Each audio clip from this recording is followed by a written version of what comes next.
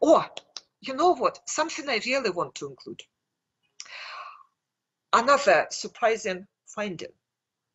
This notion that, Rus did not have castles. Kind of big difference that is always invoked. That, those lords of the castles in Western Europe and no castles in Rus. So, I want you to show the audience archaeological reconstruction of a castle from 12th century Norman England, famous for its castles.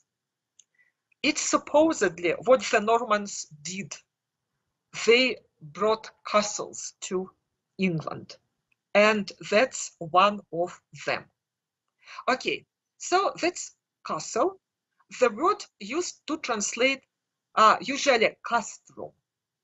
So the Latin word castrum.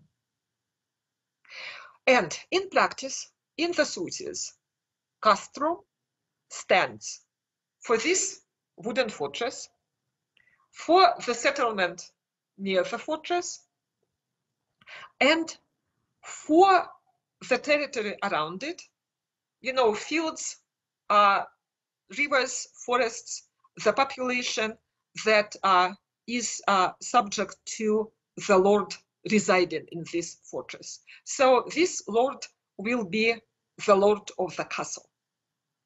And this territory would be his fief or his patrimony, his land.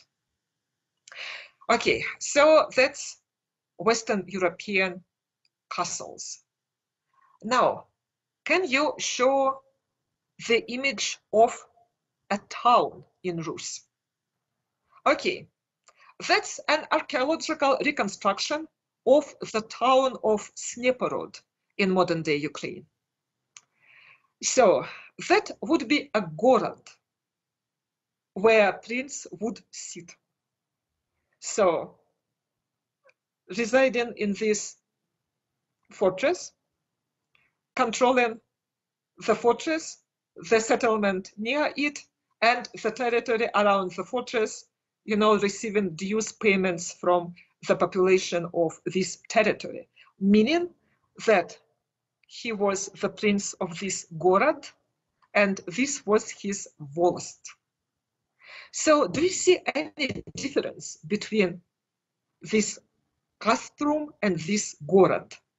So essentially, the medieval landscape in Rus or in Western Europe was dotted by those fortresses, and all the land was divided between the men, or sometimes women, let's say men and women, who controlled those fortresses.